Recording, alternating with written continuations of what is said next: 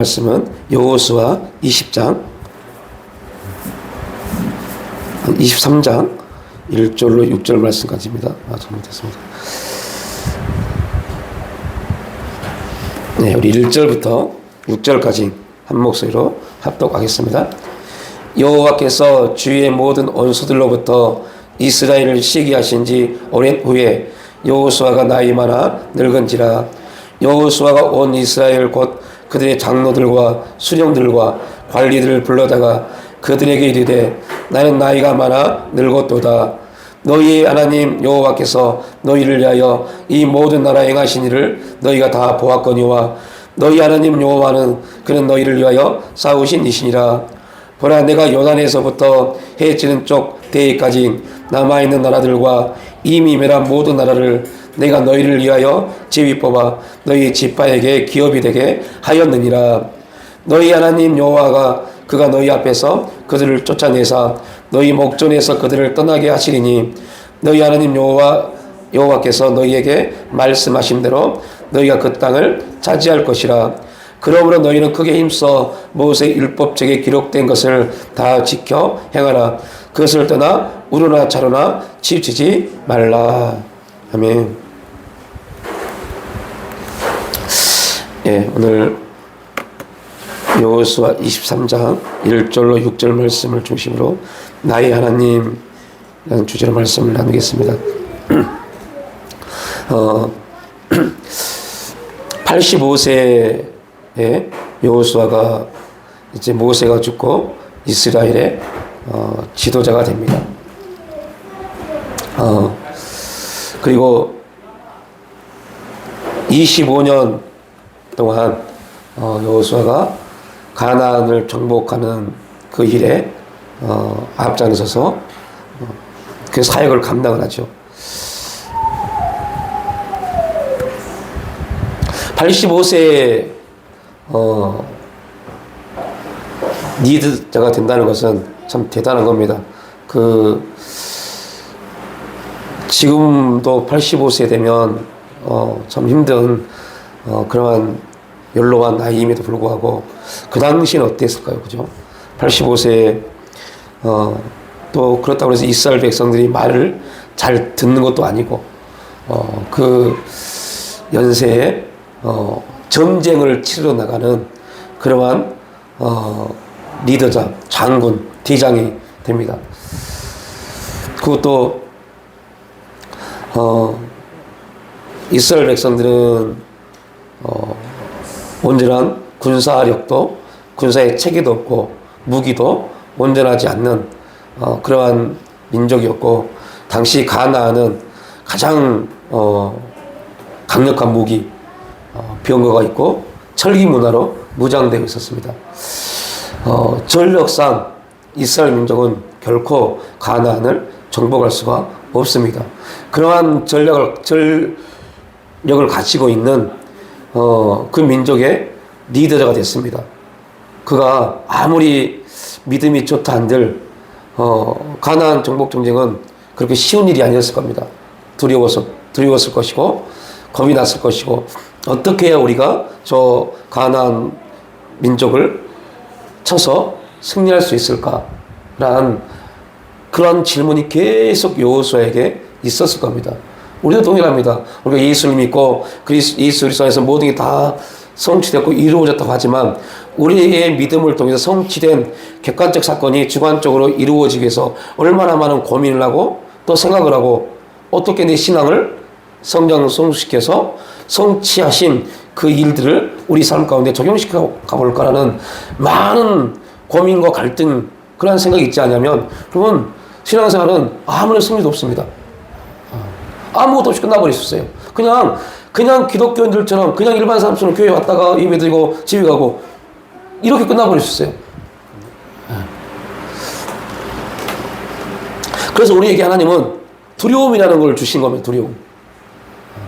두려움을 주신 이유는 두려워하라는 의미가 아닙니다.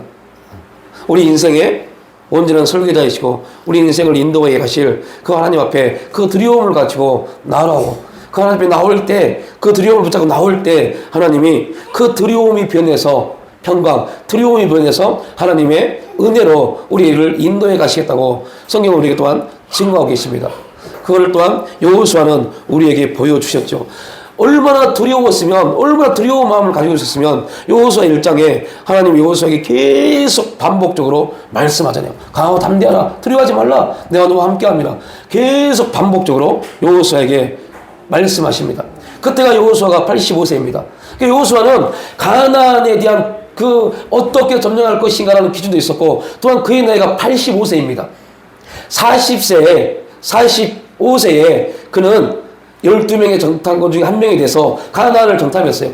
그때 45세에 그가 가나안 땅에 들어갔다면 그는 얼마든지 가나안 땅을 정복하기 위해서 그의 모든 힘을 쏟아낼 수 있는 그러한 젊은 힘이 있었습니다. 근데 85세입니다. 그런 힘이 없습니다. 85세, 저희 어머님이 올해 86세예요. 그런데요, 항상 생각에 40, 50대 때 했던 그 논일, 반일을 생각하고 지금도 그렇게 하려고 합니다. 할 수 있다고 말합니다. 못합니다. 조금만 해도 금방 기력이 쇠해져서 힘들어집니다. 그래도 그 생각은 할 수 있다고 생각해요. 그래서 항상 지금 멀리 떨어져 있기 때문에 걱정입니다. 가지 말라고, 가다 큰일 난다고, 죽을 수 있다고. 그래도 이렇게 말합니다. 할 수 있어. 그렇게 그동안 살아왔는데 라고 말합니다. 그런데 말을 들어보면 못합니다. 한두 시간 있다가 금방 몸이 지쳐서 아무것도 못해요. 여러분, 여호수아도 그 나이입니다. 그런데 정복 전쟁을 해야 돼요. 내 일을 하는 게 아니라 싸워서 전쟁을 해야 돼요. 얼마나 두려웠겠어요.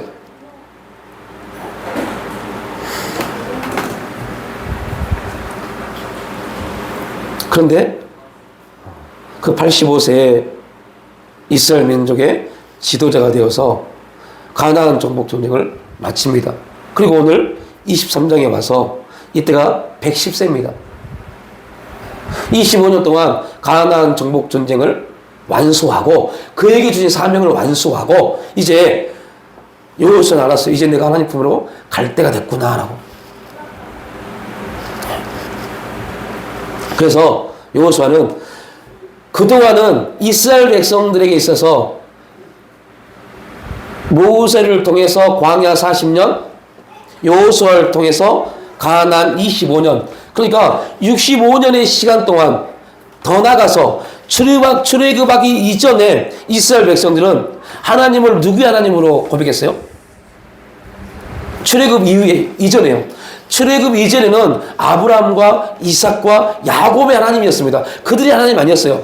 자, 출애굽 이후에는요, 광야에서는 모세의 하나님이었어요.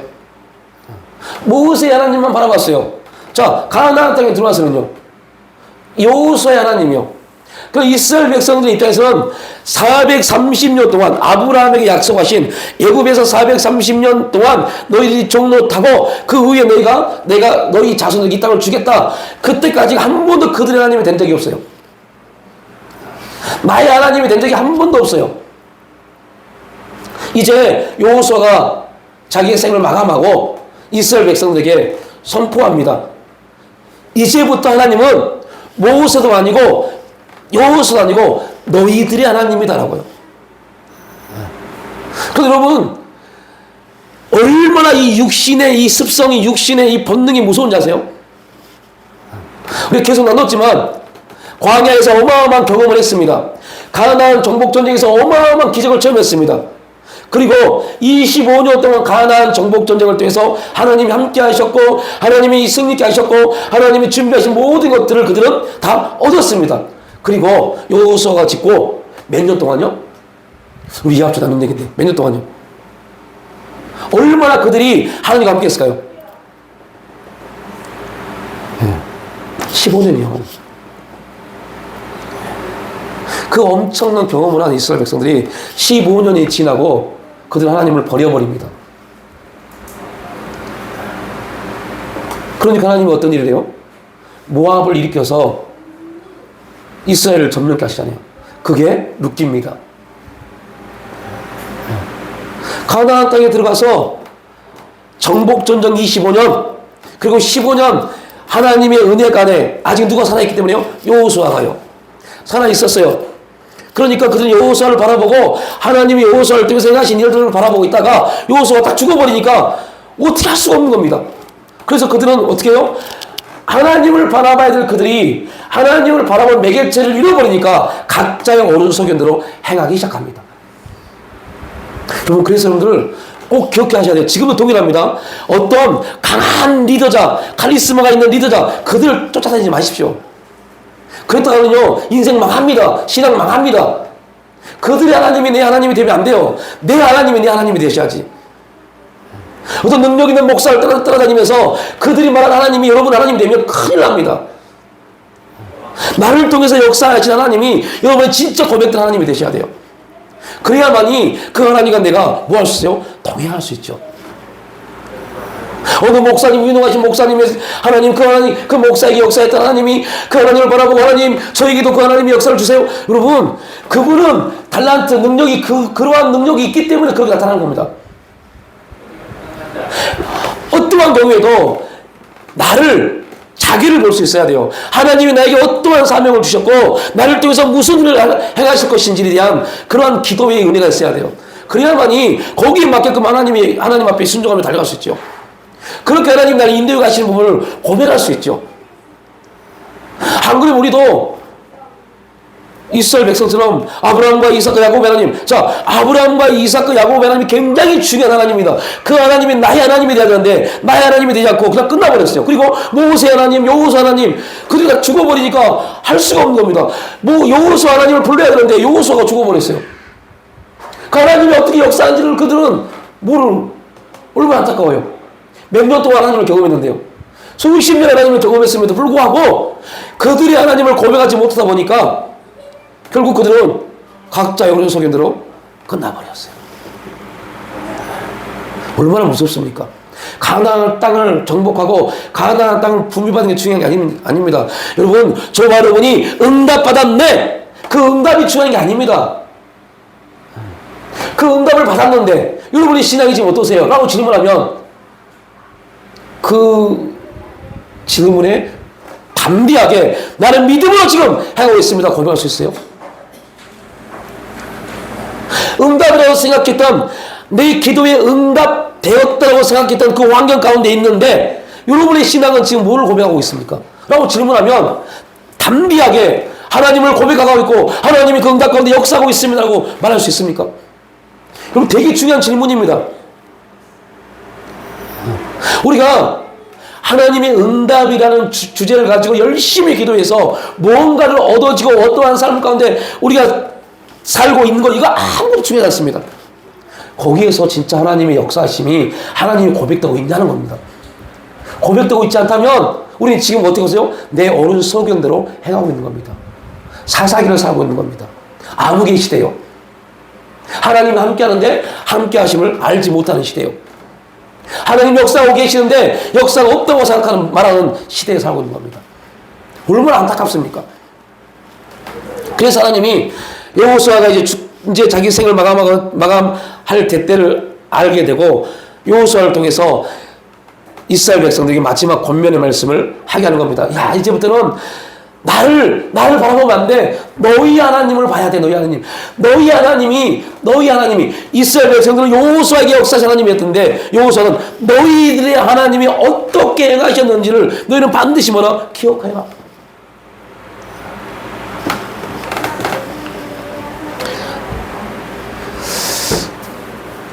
저는 여호수아서를 읽으면서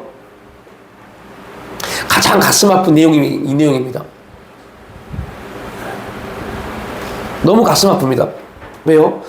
하나님이 여호수아를 통해서 이 설교를 하게 했을 때 여호수아는 알았을 겁니다. 내 백성들, 나와 함께했던 백성들, 동고동락했던 백성들, 생명을 걸고 가나안 땅을 정복하려고 애썼던 백성들, 이들이 하나님을 떠나겠구나. 하나님 믿지 못하겠구나. 하나님을 언제 바라보지 못하겠구나. 이걸 한 겁니다. 그러니까 여러분들 이거 대충 여호수아가 유언으로 이제 누워서 이제 죽을 때가 돼서 누워서 야 너희들 하나님을 바라봐 이렇게 했을까요? 아니었을 거라고 봅니다.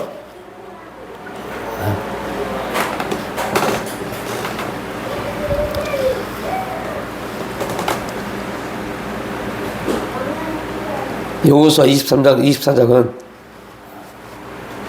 여호수아가 이스라엘 백성들에게 권면하는 그러한 설교, 유언적 설교입니다. 권면, 우리는 대부분 권면이란 말을요, 그냥, 여러분, 교회 직분자들 열심히 충성하시고, 봉사하시고, 이렇게 생각하면 돼요. 그렇게 많은 목사님들에서 권면하셨기 때문에. 근데 권면이라는 뜻은 그 뜻이 아닙니다. 권면은 가르쳐, 채찍, 가르쳐, 채찍을 통해서 행하라. 이게 권면입니다. 그래서 우리 교회는, 기독교회는 그 권면 안에서 뭐가 있어요? 징계라는 게 있어요, 징계. 권면은 그냥 여러분들 열심히 하십시오. 여러분들 직분을 받았으니 직분이 합당한 삶을, 이게 아니라, 여러분! 하나님이 여러분에게 직분을 주셨는데 어떻게 하실래요? 라는 질문을 던지는 겁니다. 교회가 필요하니까 직분을 준 게 아니라 하나님이 필요해서 우리에게 직분을 주신 겁니다. 그래서 그 직분을 어떻게 사용하실 겁니까? 라는 질문을 던져주는 것이 권면입니다. 하나님이 너희에게 어떻게 역사하셨느냐? 하나님이 너희에게 어떠한 일들을 행하셨느냐? 그리고 지금 너희들은 나 여호수아의 하나님이 아닌 너희들의 하나님 앞에 어떻게 설 것이냐? 이게 여호수아의 권면입니다. 이렇게 여호수아, 그 능력의 사람 여호수아가 설교했음에도 불구하고 그 하나님의 역사가 15년이 지나게 끝나버린다니까요. 얼마나 정신 바짝 차리고 주님을 바라봐야 되겠어요. 사탄이 우리의 생각을, 우리 육신을, 여러분, 나이가 먹어서 몸이 육체가 아파서 연약한 게 아닙니다. 하나님의 은혜와 은혜가 드러나지 못하니까, 은혜가 나를 좌우하지 못하니까 힘들어지는 겁니다.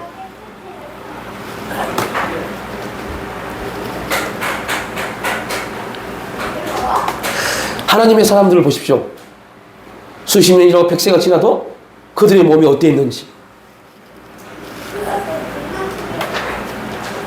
하나님을, 이스라엘 백성들 자신의 하나님을 믿고 섬기게 한다라고 호소하고 있습니다. 너희 하나님 여호와께서 너희를 위하여 이 모든 나라에 행하신 일을 너희가 다 보았거니와 너희 하나님 여호와 그는 너희를 위하여 싸우신 이시니라. 너희 하나님 여호와. 그러면서 여호수아는 이스라엘 백성들에게 세 가지 예를 들어서 하나님에 대해서, 너희 하나님에 대해서 설명하고 있는데, 첫 번째, 너희들의 인생을 주관하셨던 하나님. 우리의 주제죠. 에베네셀 하나님입니다.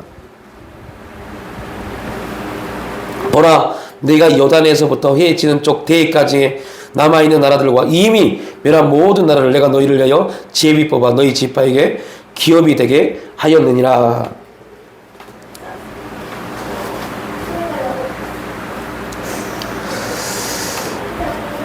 분명한 것은 이 모든 일들을 행하셨던 분, 3절에 이 모든 전쟁은 누가 행하셨어요?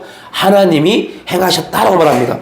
하나님이 행하신 겁니다. 이스라엘 백성들이 실제 싸움은 누가 했어요? 이스라엘 백성들이 했어요. 그러나 그 싸움의 모든 걸 섭리하시고 그 싸움에서 도우시고 승리하셨던 분은 하나님이십니다. 우리의 고백이 이겁니다. 바울의 고백처럼 나의 나됨은 오직 하나님의 은혜입니다라는 고백이 그냥 표어가 아니라 내가 이렇게 살아왔던 내 모든 삶을 살 수 있도록 인도하셨고 힘을 주셨고 역사하셨던 하나님이 이거를 고백하는 것이 나의 나됨은 하나님의 은혜라고 말하는 겁니다.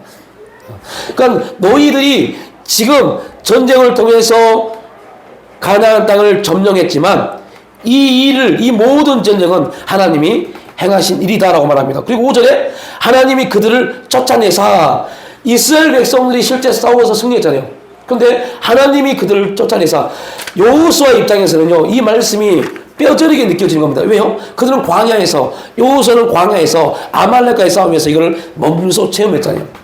그가 싸움을 잘해서 능력이 있어서 아말렉을 부순 게 아니라 그는 알았어요. 저 산에서 누가요? 모세가 기도하면,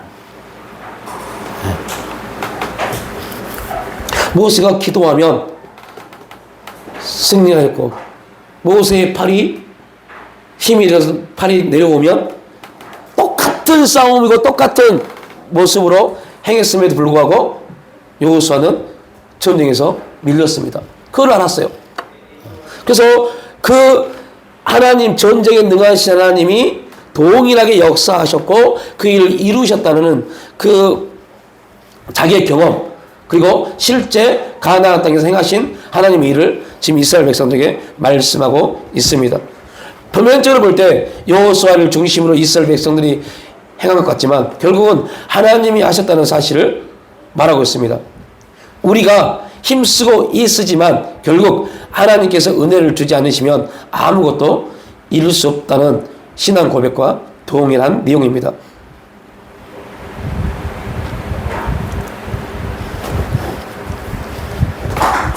이스라엘 백성들이 과거에 자신들에게 행했던 모든 일들, 사건을 돌아보면 모든 승관과 사건 속에서 하나님의 인도하심이 그들과 함께하였고 하나님 역사가 이스라엘 백성들을 붙들고 있다는 사실을 여호수아는 지금 설교를 통해서 이스라엘 백성들에게 말씀하고 있습니다. 이 모든 나라에 행하신 일, 우리의 삶 역시도 하나님의 전적인 은혜와 인도하심 가운데 있었다는 사실을 우리가 믿어야 됩니다. 자, 이게 감사입니다. 감사는 하나님이 이 일을 행하셨습니다 라고 기억하는 것이 감사입니다.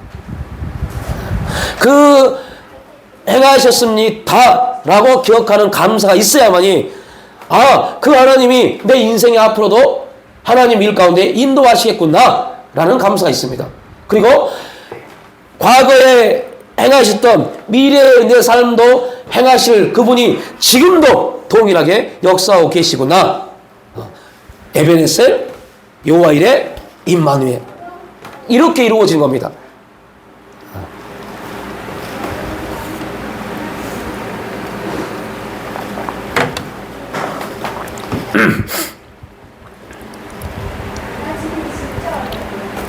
지나온 삶들을 돌아볼 때 내가 내 삶의 주인이 되어 내 마음대로 내 뜻대로 인생을 살았던 결과가 무엇이었는지를 우리는 또한 돌아볼 수 있어야 되죠. 열심히 살았고 우리의 계획대로 살아왔지만 결국은 그러한 삶이 우리에게 만족을 주었는지, 아니면 그렇게 열심히 살아왔던 삶이 우리에게 지금 기쁨과 감사가 되는지, 그렇게 살아왔던 내 삶의 모든 시간들을 돌아보니 내 앞날에 대한 소망과 희망이 있는지,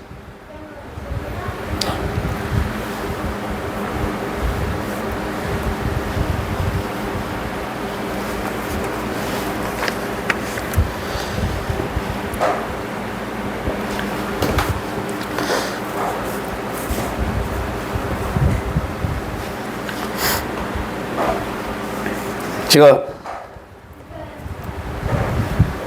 2005년 7월 29일이 제 목사 안수를 받은 날이었습니다.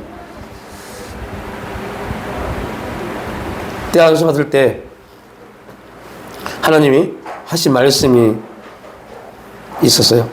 안수 받기 전날 7월 28일 날 저희가 살고 있는 그 지하 단칸방에 그날 그 전날 7월 27일 새벽에 7월 28일 새벽에 비가 엄청 내렸어요. 근데 제가 살고 있는, 그 당시 살고 있었 집 바로 옆집이 집을 새로 공사를 하다가 그 공사의 자재를 저희 집과 그 집 건물과 그 집 건물 사이 물이 흐르는 통로 거기다 다 쌓아버린 겁니다. 근데 그날 7월 28일 새벽에 비가 엄청나게 내리면서 그 쌓여져 있는 공사 자재 때문에 그 빗물이 다 저희 집으로 넘어왔어요. 잠을 자고 있는데 갑자기 막 첨벙첨벙 돼요. 처음에는 그 당시에 저희 친경이와 성경이 어렸었기 때문에 처음에 축축했을 때 성경이가 오줌을 쌌나? 라고 생각을 했어요. 그런데 그런 느낌이 아니에요. 첨벙첨벙 돼요. 그래서 눈을 떠봤더니 물이 이미 저희 발목 이상의 물이 차 있었어요. 그래서 급하게 친경이 성경을 깨워서 밖으로 나오게 하고 짐을 끄집어내고 물을 푸기 시작했어요. 내일이 그 다음날 목사 안수 받는 날인데 처음에는 되게 막 원망이 되고 되게 짜증이 막 나더라고요. 이게 하나님 도대체 이게 뭡니까?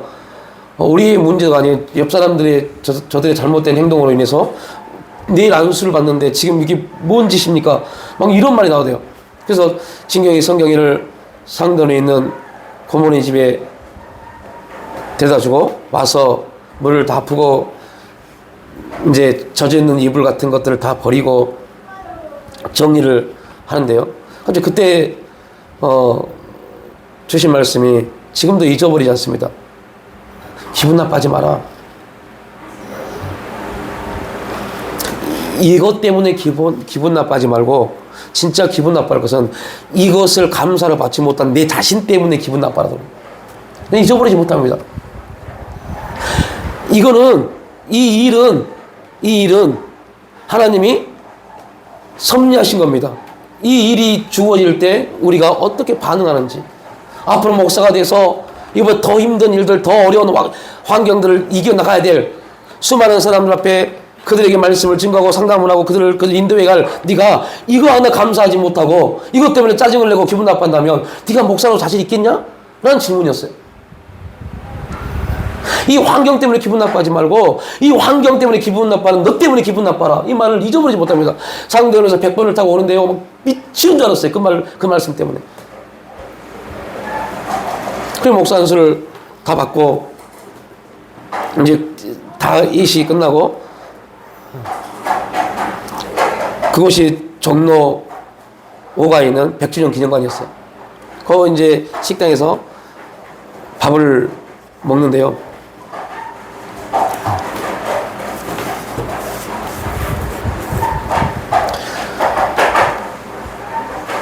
그때 주님이 주신 부분도 그겁니다. 절대 이 일을 잊지 마라. 너에게 있었던 이 일을 잃어버리지 마라. 항상 기억하고 있어라.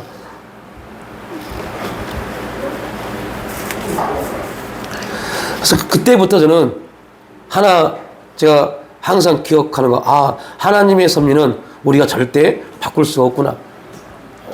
그렇다면 우리가 할 수 있는 것은 그 섭리에 대해서 감사하는 거구나. 신학교 4학년, 대학원 3년 계속 배운 게 그겁니다. 하나님의 섭리. 여러분 신학의 주제는요. 여러분 많으면 신학 그러면요 공부 학문인데 아닙니다. 신학을 모르면요 신앙이 성장하지 못해요. 그래서 저희 설계의 모든 설계의 바탕은 신학적 바탕을 두고 설계하고 있습니다. 신학이 없는 신앙은요 죽은 신앙입니다. 신학이 그만큼 중요합니다. 신학은 신학교에서 배운 학문이 아니라 하나님이 어떠한 분이심을 배우는 게 신학입니다. 그래서 기독교의 신학의 가장 중심은 하나님의 섭리를 이해하는 겁니다. 그걸 잃어버리면 이해하지 못하면 신앙은 없어요. 여러분 신학이 확실해야 돼요. 그 신학이 뭐라고요? 하나님의 섭리요. 하나님의 모든 섭리 가운데 우리의 인생이 돌아가고 있다는 거. 잊어버리지 못합니다. 그때 실제 그 신학이 실제 저에게 적용되었어요. 하나님의 섭리였구나. 하나님의 섭리 가운데 하나님이 그들의 마음을 저희 집 옆집에 그들의 마음을 생각을 움직이게 하셔서 그 건설 자재를 다 버려야 되는데 물이 흐르를 그 하수구를 거기다 쌓아놓게 한 겁니다. 하나님의 섭리가 뭐 하려고요? 7월 28일 새벽에 폭우 엄청난 비가 쏟아지는데 그래야만이 그 공사 자재가 그 비를 막아야지만이 그 빗물이 우리 집에 들어와서 하나님이 나를 보기 때문에요. 그때 이제 내일 목사가 될 그가 어떻게 하는가 보자 이걸 보셔야 되기 때문에 하나님이 여러분을 보시기 위해서 여러분이 감당하지 못할 환경을 주십니다. 그리고 보는 겁니다. 내 자녀가 내가 은혜를 주었고 생명을 주었고 믿음을 주었고 모든 일들을 다 보게 했던 그가 어떻게 하는가 보자 보는 겁니다. 그 섭리를 이해하지 못하면 왜 내 인생에 이러한 일이 있습니까? 라고 고백합니다. 왜 나에게 이러한 일이 있습니까? 라고 고백합니다. 그럼에도 불구하고 또 은혜 안에 우리가 지나면서 하나님 은혜였습니다 하고 고백하지만 이제 우리는 이쯤 되었으면 앞으로는 시간이 지난 다음에 하나님 은혜였습니다가 아니라 하나님의 섭리가 나에게 임하고 있구나라고 고백할 수 있는 저와 여러분 되시길 축복합니다. 이게 에베네셀입니다. 기억하고 그때 그랬었지. 이제부터는 어떠한 경우에도 원망이 아니라 하나님의 섭리 안에서 나에게 주어진, 여러분, 하나님의 섭리 안에 나에게 주어졌단 말은 지금 하나님 모든 관심이 누구한테 있다는 거예요? 나한테요. 얼마나 기가 막힙니까?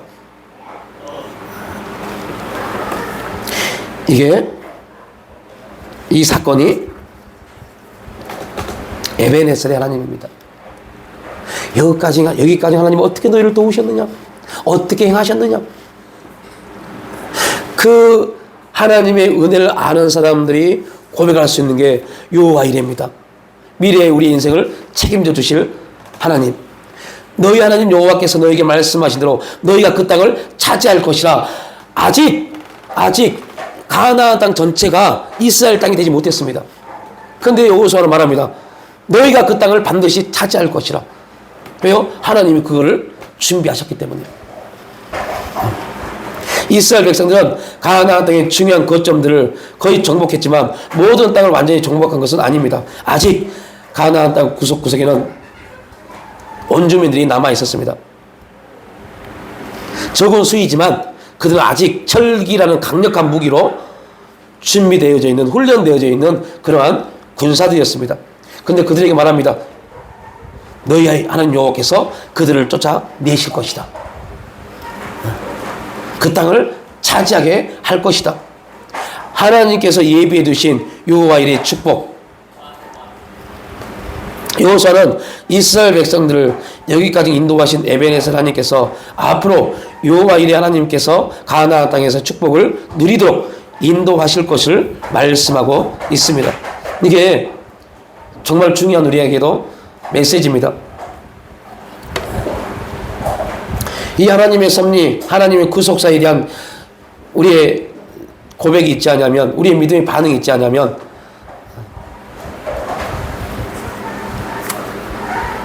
별로 좋아하지 않는 말이지만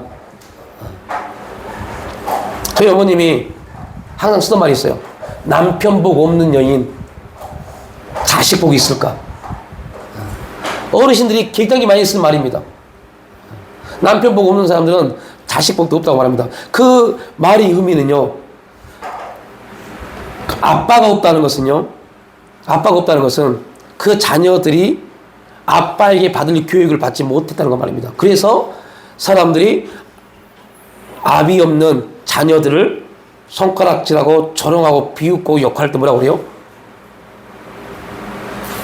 혹시 그런 소리를 안 들어보셨나요, 여러분들? 안 들어보셨겠죠?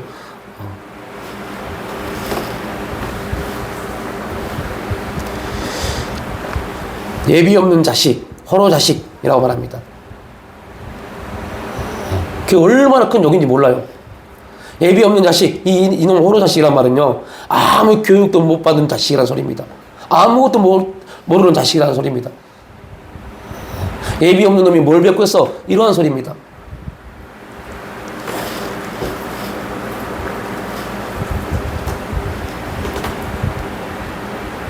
여러분,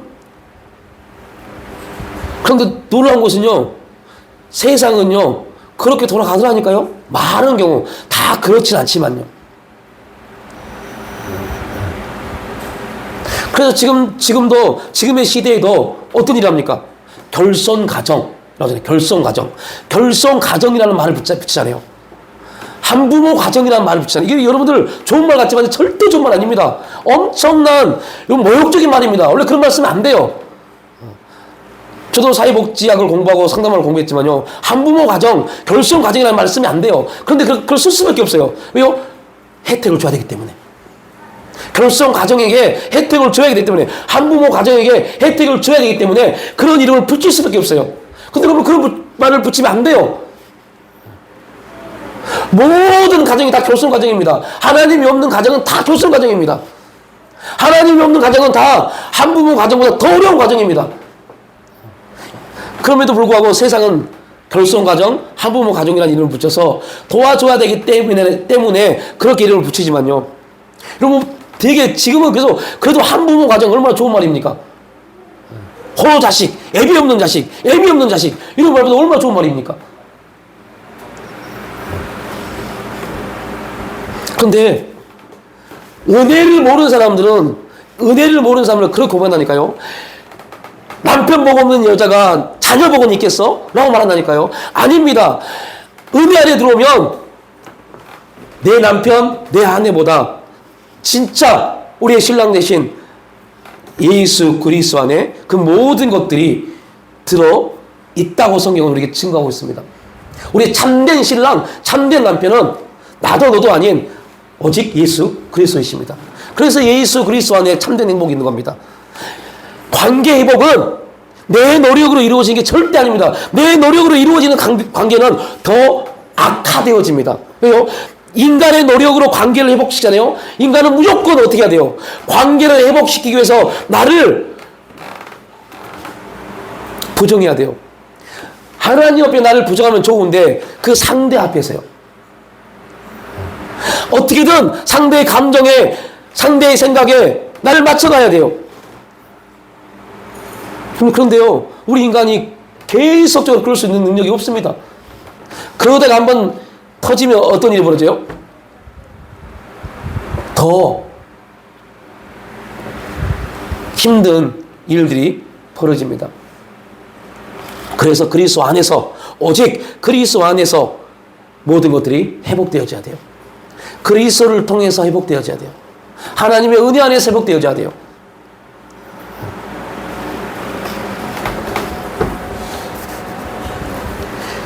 그 일이 우리 가운데 이루어지게 해서 에베네셀의 하나님, 여호와 일의 하나님에 대한 우리의 확실한 신앙의 고백이 있어야 됩니다.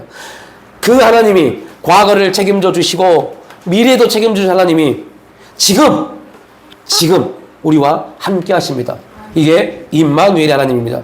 여러분, 임마누엘 하나님에 대한 일을 꼭 기억해야 돼요. 우리가 제가 몇 번 말씀드렸고 우리가 함께 이사야서를 나눴지만 임마누엘은 단지 마태복음 1장에 나와 있는 그 내용이 아닙니다. 그 내용이 마태복음 1장에 나와 있는 임마누엘이라는 그 내용이 이해되려면 어디가 이해돼야 돼요? 이사야 7장이요. 우리가 이사야서를 나누면서 함께 봤잖아요. 이사야 7장이 이해되지 않냐면 임마누엘은 우리에게 실제 어떻게 적용될지 알지 못합니다. 기억나시죠? 이사야 7장에서 임마누엘이 뭐라고 말씀하셨는지. 꼭 집에 가서 읽어보세요. 이사야 7장 말씀이. 여러분 주보되어 있습니다. 작년 이사야 말씀 설교에 꼭 읽어보셔야 돼요. 그래야만 임마누엘이 뭔지 알아요. 오늘 10절에 보니까 너희 중 한 사람이 1000명을 쫓으리니 이는 너희 하나님 여호와 그가 너희에게 말씀하신 것 같이 너희를 위하여 싸우심이라. 너희 중 한 사람이 1000명을 쫓으리니 라고 말씀합니다. 한 사람이, 여러분 세상에서 많은 예능 프로나 그런 프로에서 1대 17만 그런 말 하잖아요. 그죠? 근데 오늘은 1대 몇 명이에요? 1대 1000입니다. 1대 1000. 한 명이 1000명과 싸워서 이긴다니까요. 이게 우리 기독교의 믿음입니다. 너희 중 한 사람이 1000명을 쫓으리니 얼마나 기가 막힙니까?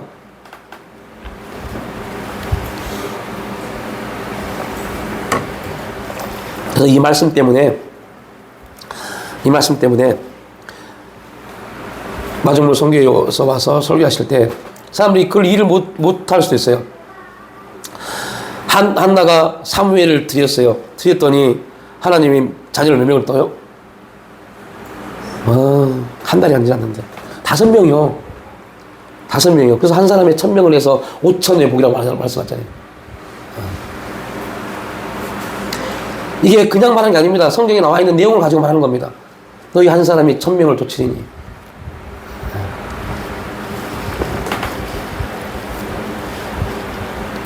이스라엘 백성들이 하나님 말씀을 잘 따르고 의지하면 이스라엘 백성들을 위협할 수 있는 적들을 모두 물리쳐 주신다는 하나님의 약속의 말씀, 임마누엘, 지금 이 일들이 이루어질 것을 말씀하고 있습니다.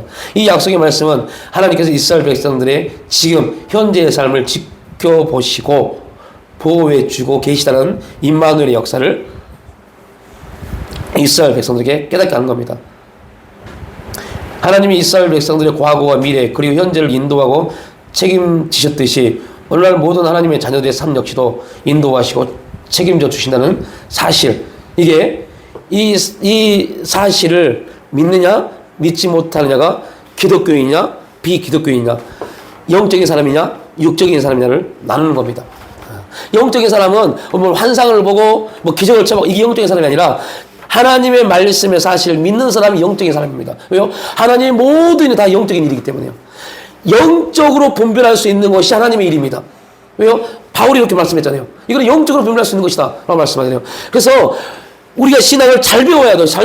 정말 신앙을 잘못 배우면 엉뚱한 현상을 보고 쫓아가는 사람들이 되어버려요. 그게 영적이라고. 아닙니다. 그 현상들은 영적인 삶을 사는 사람들에게 그냥 필요할 때 주신 하나의 일이지, 하나의 사건이지, 그게 우리가 추구할 일이 아닙니다. 우리가 추구해야 될 일은 하나님 말씀을 계속 우리 삶 속에서 뭐요? 믿어야 돼요. 이걸 믿지 못하면 우리는 영적인 사람이 되지 못합니다. 왜요? 말씀은 살아 운동력이 있는데, 이 살아 운동력 있는 이 말씀이 진짜 살아 운동력 있는 것처럼 있는 그 말씀으로 보여지고 잡혀지기 위해서 우리가 영적인 사람이 돼야 돼요. 영적인 사람이 되지 못하면 이 말씀이 살아 움직이는 걸 어떻게 보겠어요? 어떻게 알겠어요? 그래서 많은 그리스도인들이 이 하나님 말씀은 살아있고 운동력이 있다는 말씀을요, 그냥 추상적으로 생각합니다. 추상적으로. 그냥 좋은 말씀이니까 좋게 받아들이지, 이렇게 생각하는 그리스도인이 너무나 많습니다. 아닙니다. 이 말씀은 살아있고 운동력 있고 실제 우리 인생을 좌우하는 놀라운 하나님의 말씀입니다. 그럼에도 불구하고 추상적으로 생각하는 사람들이 너무너무 많아요. 그러니까 말씀의 역사 가운데 서지 못하고 그냥 추상적으로 그렇게 됐으면 이라고 생각해버립니다. 기도하면서도, 그러니까 기도하면서 이 말씀에 실제가 없으니까 하나님 그렇게 됐으면 좋겠어요, 이런 기도를 얼마나 많이 합니까? 경곡을 치는 것 같지만요, 많은 사람들이 기도하면서 그렇게 됐으면이라는 기도를 하고 있다니까요. 그런 기도를 아예 하지도 마십시오. 어떤 분들은 그렇게 기도하면 좋죠. 아닙니다. 하지 말아야 돼요. 그런 기도가 잘못되어지면, 잘못된 기도의 답이 쌓여지면, 시간이 쌓여지면 여러분 큰일 납니다. 기도하면서 못 믿잖아요. 잘못된 기도 때문에 그래요. 그래서 다시 배워야 돼. 다시 어떻게 해요? 내 기도에 하나님 반드시 하신다? 역사하신다. 그렇게 되었음이 아니라 그렇게 됩니다라는 주제를 가지고 기도하셔야 돼요. 신념적 기도는 이방인들이 하는 거고, 이방 종교인들이 하는 거고, 우리의 기도는 신념이 아닙니다. 믿음입니다. 나를 기독케 하신 하나님, 나를 기독케 하신 하나님입니다. 하나님의 말씀이 살아있고 운동적인 말씀이 나를 어디요? 하나님 앞에 무릎 꿇게 하는 겁니다. 왜요? 하나님 앞에 무릎 꿇어야만 하나님 말씀이 나의 인생 가운데 실제가 되어지는 우리가 볼 수 있으니까요.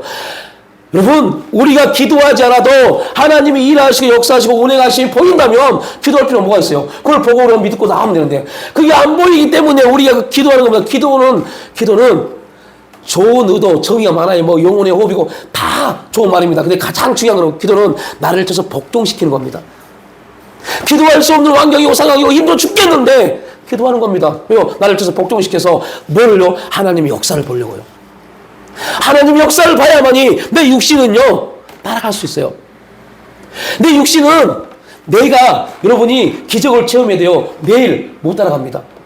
오늘 여러분이 기적을 체험해도 내일 또 우리는 피곤해서 죽을 것 같습니다. 그러나 하나님의 역사가 딱 내 눈에 보여버리면, 딱 지켜버리면 그 다음부터는요 그걸 놓지 못합니다. 그래서 여러분들, 우리 영의 눈, 안목이 열려야 돼요. 안목이 열려야 돼요. 안목이 열리지 않으면 안목은 정욕으로 빠져버립니다. 여러분들, 이스라엘 백성들 12명이 가나안 땅에 갔습니다. 안목이 열려서 봤습니다. 와, 대단하구나. 정말 기가 막히구나. 이 땅이 정말로 하나님 우리가 준비한 땅이구나 라고 생각했어요. 근데 10명은 그 안목이 정욕으로 빠져버렸어요. 그런데 하나님 보세요, 우리 못 갑니다. 가봤더니 너무너무 좋은 땅인 걸 맞습니다. 안목. 그런데 사단이 그 안목에 딱 들어와 버리니까 우리는 못 갑니다. 우리는 그들에 비해서 메뚜기입니다. 그들이 밟아 죽일 겁니다 라고 말합니다. 근데 그 안목이 은혜로 바뀌니까 아닙니다. 그들은 하나님이 우리에게 주신 밥입니다 라고 고백합니다. 완전히 다른 똑같은 사실을 믿음으로 반응하는 사람과 그렇지 못한 사람 차이는 엄청난 차이가 있습니다. 여러분, 지금 저와 여러분은 어떻게 반응하실래요? 어떻게 나가실래요?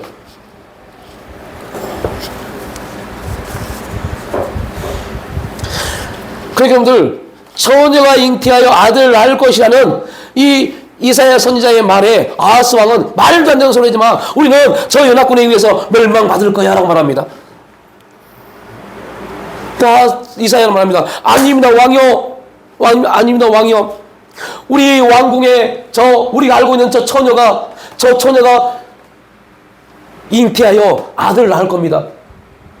그 아들이 자라서 12살이 되면 꿀과 엉긴 젖을 마실 겁니다.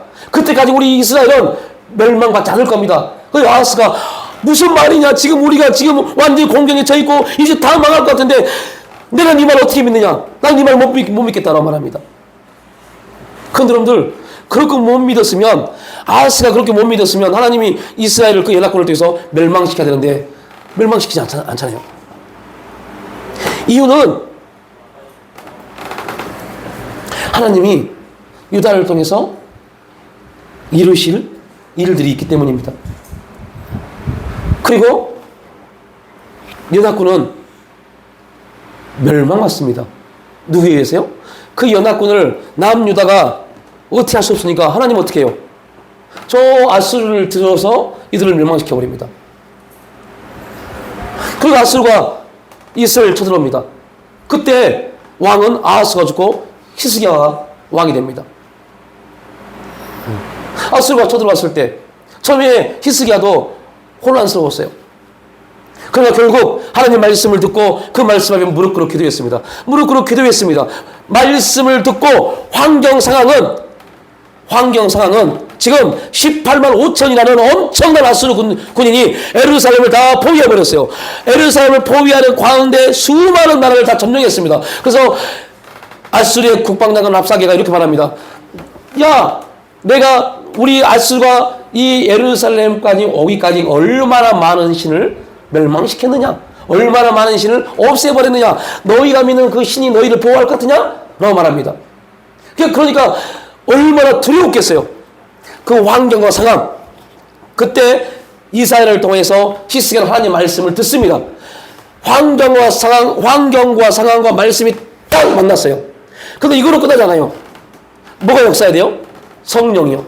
그래서 히스기야는 그 문서를 들고, 그리고 떨리는 문서를 들고 하나님 앞에 무릎 꿇어서, 이게 성령의 역사입니다. 환경과 말씀이 만나고 성령의 역사하니 그들은 아무것도 안 했어요. 누가요? 하나님이 그날 밤에 18만 5천 죽여버렸어요. 이게 일입니다. 이게 하나님이 행하신 일입니다. 여러분, 이 어마어마한 사건을 우리는 보았고 들었고 여기로 끝나는데요. 이게 성령 안에서 네 말을 들려줘야 돼요. 네 인생 가운데, 너희 가정 가운데, 너희 교회 가운데 내가 그렇게 행하겠다 라고 들려줘야 돼요. 아, 히스기야 시대 그랬구나 라고 끝내버리면 그 인생은 불쌍한 인생이 됩니다. 이 말씀은 그때 끝나는 말씀이 아니라 지금 우리에게 동일하게 성령 안에서 적용되어질 말씀입니다. 우리 인도에 가신 말씀입니다.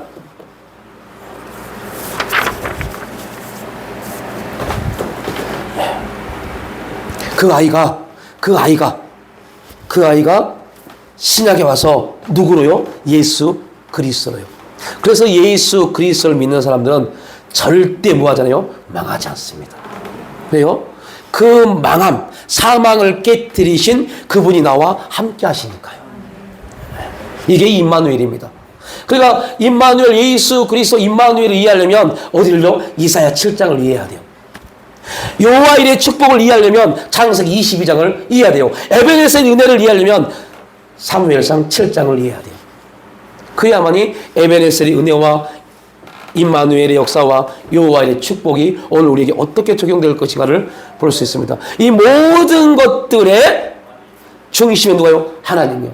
그 하나님은 신실하십니다. 신실하신 하나님이 신뢰할 수 있으신 분, 변치 않으신 하나님께서 지금 우리를 돌보시고 도우셨던 에베네셀 하나님이시고, 우리와 함께 하시며 승리의 자리에 서게 하시는 임마누엘 하나님이시며, 우리가 걸어갈 미래의 불확실한 삶 속에서 모든 것을 준비하시고 인도하시는 여호와 일의 하나님이신 줄 믿습니다. 하나님 아버지, 연약하고 부족한 저희들,